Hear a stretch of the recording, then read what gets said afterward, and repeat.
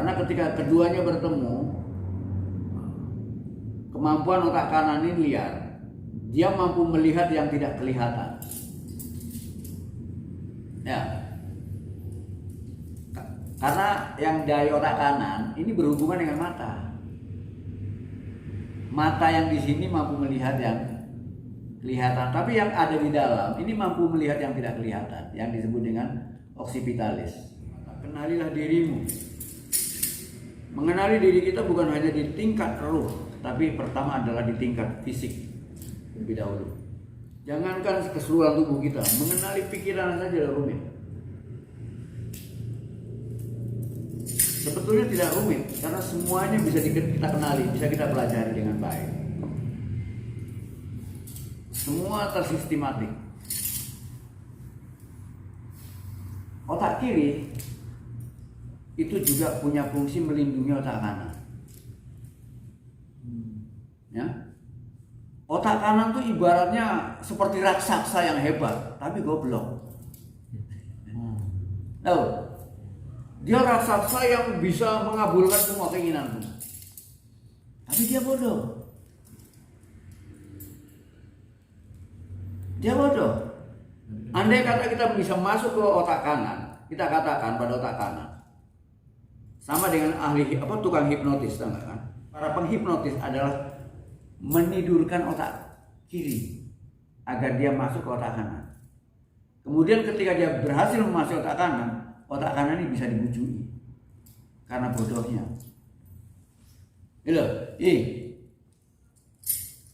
Mungkin tae ya. Iki loh, coklat, panganan nenek ya. Dimakan nggak? Dimakan nggak? Dimakan. Bahkan sandal, kita bilang sandal ini loh, ini HP-mu, HP buat teleponan. Halo.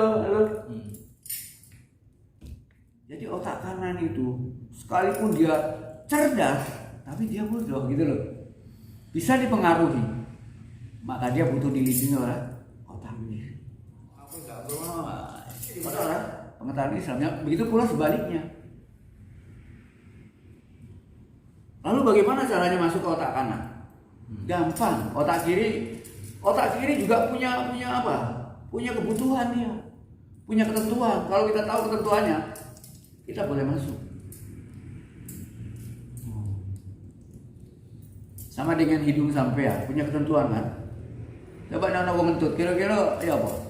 Oh, level enggak? Hah? Sampai tutup ya. Deket namanya ketentuan. Nah, ono sing wangi-wangi coba sampean golek yo. Begitu pula pikiran otak kiri kita. Ketika ada kebenaran yang begitu ilmiah, logis, sistematik, otak kiri akan menerimanya. Otak kiri akan membuka diri. Monggo, silahkan masuk sampean. Ini yang disebut dengan pencerahan. Maka lewat pencerahan kita mencoba untuk masuk otak kanan lewat keterbukaan otak kiri. Sedangkan hipnotis itu lewat memukul otak kirinya seperti maling yang masuk ke dalam. Security-nya dipukul. Ini nggak aman. Nah itu untuk cara memperkuat otak kiri. Dengan memperkuat otak kiri dengan memperbanyak ilmu pengetahuan, memperluas wawasan. Kemudian kita harus punya pola pikir yang ilmiah, jangan dogmatis. Kalau dogmatis itu akan membuat kita jadi penghalang kita untuk menemukan kebenaran yang sebenarnya. Maka oleh karena itu kita harus memperluas pikiran kita dengan memperbanyak ilmu pengetahuan ilmiah. Tapi ingat bahwa semua pengetahuan yang diperoleh oleh manusia lewat pemikirannya bagaikan pedang bermata dua. Pada satu sisi dia membebaskan kita dari ketidaktahuan, yang tadinya tidak tahu menjadi tahu kan. Tapi pada sisi yang lain dia juga akan mengurung kita, membatasi kita dalam pengetahuan itu. Menolak. Membatasi. Memprotek. Ya, kalau sampean pernah baca buku saku, berhadapan dengan orang yang membaca buku 10. Sampai kalau bicara kan hanya berputar di buku satu itu aja kan. Ketika orang yang baca buku 10 sampai nggak paham, sampai menolak nggak? Karena sampai dibatasi oleh buku satu tadi. Iya. Tapi kalau sampai bicara sama orang yang nggak pernah baca ya sampai lebih pintar. Tapi ketika sampai berhadapan dengan orang yang baca bukunya 10, sampai berputar-putar di buku satu dan nggak bisa menerima apa yang dia katakan yang dia dapatkan dari buku-buku yang lain. Nah ini sampai dibatasi oleh buku ini kan. Begitu pula yang 10 buku dibatasi oleh 10 buku ketika berhadapan dengan 100 buku.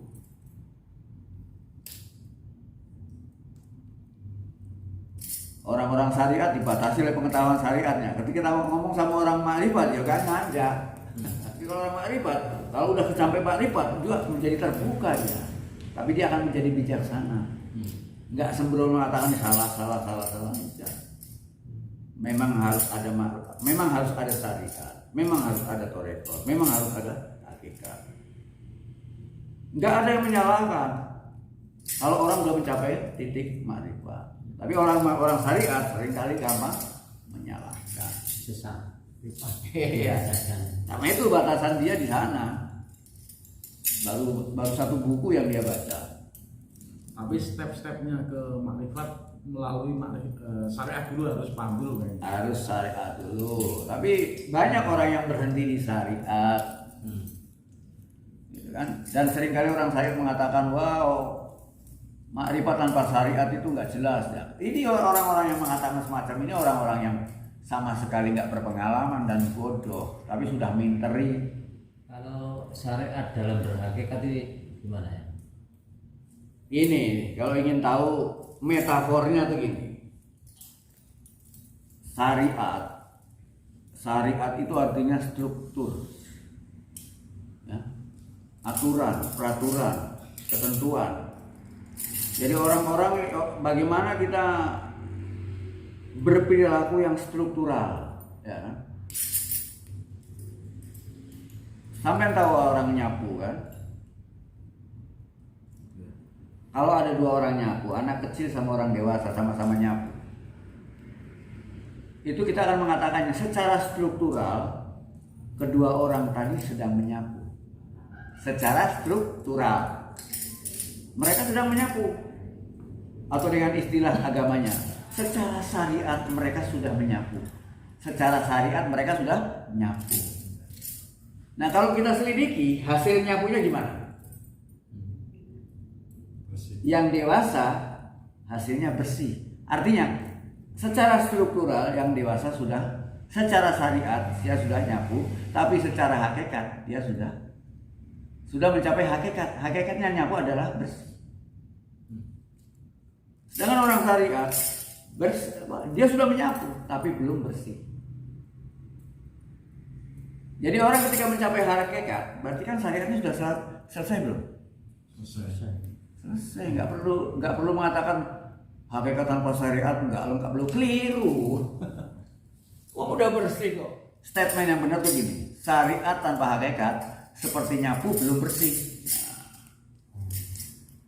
Nah, untuk belajar nyapu bersih itu namanya torekot.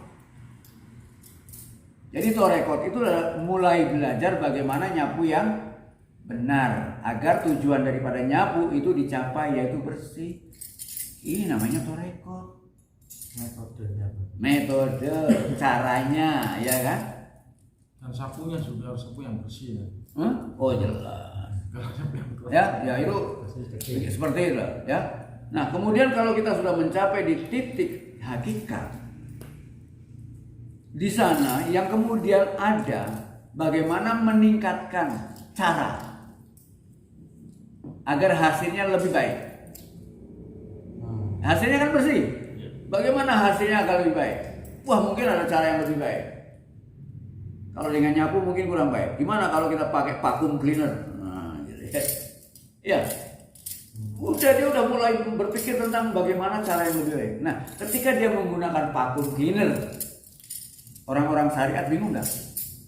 Bingung. Oh ini kok gak tahu nyapu rek. Gitu. Oh ini kok gak tahu sholat nih kan? Karena menurut dia sholat itu ya seperti yang dia lihat gitu loh. Yang namanya membersihkan kan yang dia lihat pakai sapu. Ketika orang ini pakai vacuum cleaner nggak tahu kalau juga ini lebih bersih. Iya kan? Jadi orang hakikat adalah orang yang mulai memikirkan cara yang lebih baik untuk mencapai hasil yang lebih maksimal.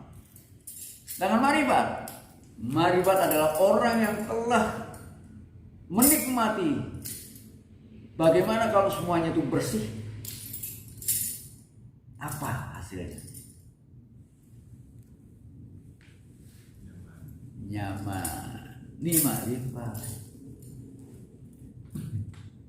Iso santai, asik, tanpa gangguan apa-apa.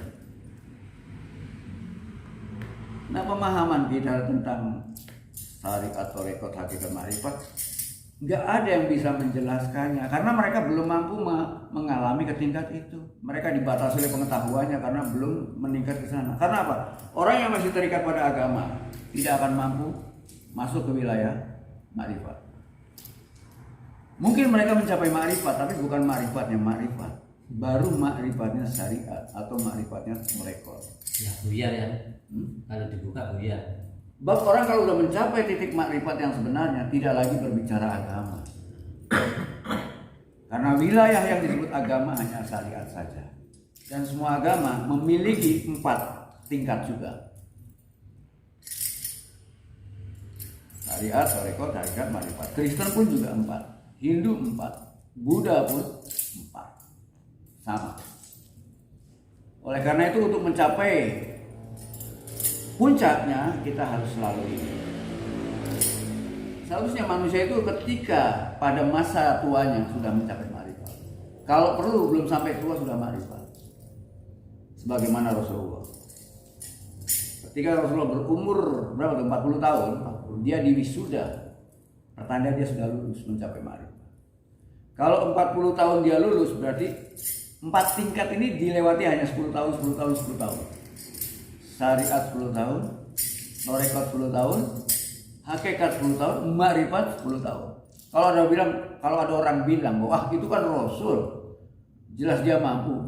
Rasul itu contoh. Rasul itu panutan. Dia suri tauladan, uswatun hasanah, contoh yang baik, yang bisa kita ikuti. Kalau Rasul memberikan contoh yang nggak bisa kita ikuti kan lucu. Apa cuma pamer kebisaan? Sehingga hanya dia yang bisa, yang lain enggak. Berarti hanya pamer toh? Tidak. Apa yang dicontohkan oleh Rasul pasti bisa diikuti oleh semuanya. Karena Rasul tidak pernah pamer kemampuannya. Harusnya kita syariat kita selesaikan pada masa kanak-kanak. Rekod masa remaja. Hakikat masa dewasa.